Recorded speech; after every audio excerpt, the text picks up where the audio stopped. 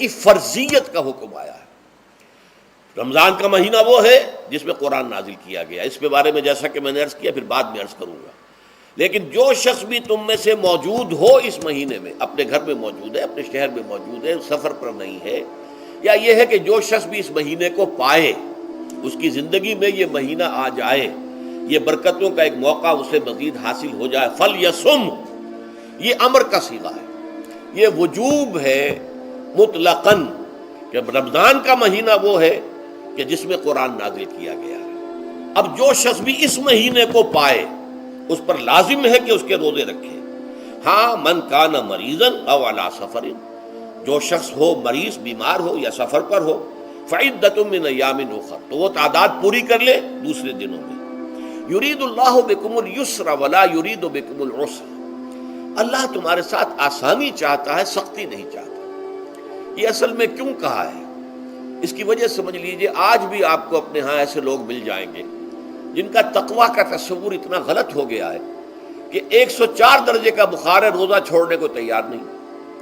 بھلے آدمیوں، اللہ نے تمہیں ایک رخصت دی ہوئی ہے تو خام خواہ اپنے اوپر یہ شدت کیوں لے رہے ہو؟ لیکن لیتے، روزہ چھوڑنے کو تیار، روزہ قضا نہیں کرنا۔ سفر پر جا رہے ہیں اور روزہ قضا کرنے کو تیار نہیں۔ ایک موقع پر ایک غزوے کے دوران ایسا ہوا کہ کچھ لوگوں نے روزہ رکھا ہوا تھا، لیکن وہ اتنے یوں سمجھیے مزمحل ہو گئے کہ جب پڑاؤ پر پہنچے تو جن کا روزہ نہیں تھا انہوں نے تو بڑی چاق و چوبند طریقے سے خیمے نصب کیے، سارا بندوبست کیا، اور یہ جا کر بے سدھ ہو کر بے ہوش ہو کر گر پڑے۔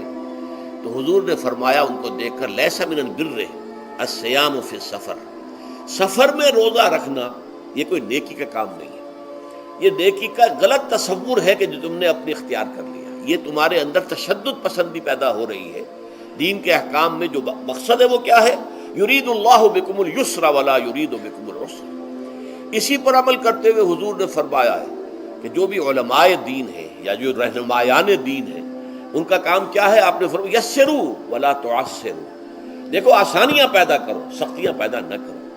دین میں سختیاں پیدا کرنا بھی وہ اسر اور اغلال بن جاتا ہے کہ جس کو رفع کرنے کے لیے اور جس سے لوگوں کو، یہودیوں کو اور تمام اہل کتاب کو نجات دینے کے لیے اللہ تعالیٰ نے اپنے رسول محمد صلی اللہ علیہ وسلم کو بھیجا۔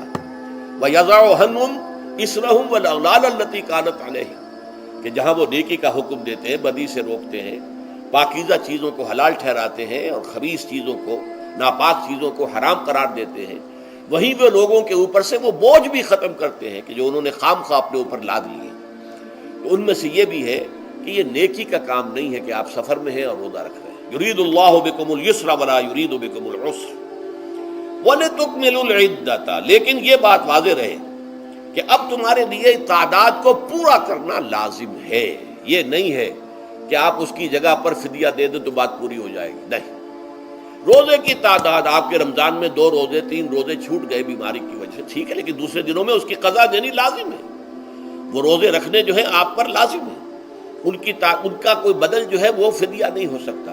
البتہ یہ نوٹ کر لیجئے، یہ حکمت نبوی ہے کہ یہاں اگرچہ وہ فدیے کا حکم جو ہے گویا کہ بظاہر قرآن مجید کے الفاظ سے محسوس ہوتا ہے کہ مطلقاً منسوخ ہو گیا، لیکن حضور نے اس کو خاص حالتوں میں باقی رکھا ہے۔ کوئی شخص اتنا بوڑھا ہو چکا ہے یا خاتون اتنی بوڑھی ہو چکی ہے کہ دن بھر کا فاقہ جو ہے اس میں اندیشہ ہے کہ کہیں ہلاک نہ ہو جائے۔ کوئی مریض ہے، مرد ہے یا عورت ہے، وہ ڈائبٹیز کی مریضہ ہے، اس کو وہ شوگر کا مرض ہے اور وہ اس کو برداشت نہیں کر سکتی، شوگر لیول بہت نیچے ہو جائے تو موت واقع ہو سکتی ہے۔ کوئی ایسا مریض ہے جس کو مرض سے شفا پانے کی اب کوئی امید ہے ہی نہیں کہ میں مرض سے شفا پا جاؤں گا یا پا جاؤں گی تو اس کے بعد میں روزہ مکمل کر دوں گی، نہیں۔ ایسے لوگوں کے لیے حضور نے اس رعایت کو برقرار رکھا ہے کہ ایسے لوگ اگر ایک مسکین کو کھانا کھلا دیں تو یہ فدیہ بن جائے گا۔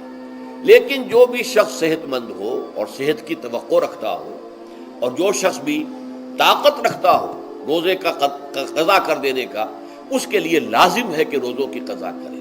وَلِتُكْمِلُوا الْعِدَّةَ وَلِتُكَبِّرُوا اللَّهَ عَلَى مَا هَدَاكُمْ، اور تاکہ تم اللہ کی کبریائی کا اعلان کرو اس چیز پر کہ جو اس نے تمہیں ہدایت عطا فرمائی ہے۔ اب اس کا ایک تو ظاہر ہے کہ جب روزے ختم ہوتے ہیں عید الفطر میں، تکبیر، اضافی تکبیرات کے ساتھ 2 رکعتیں ہیں جو ہم ادا کرتے ہیں، احناف کے نزدیک 6 اضافی تکبیرات ہیں اور اہل حدیث کے نزدیک 12 ہیں، لیکن تکبیرات ہیں اضافی۔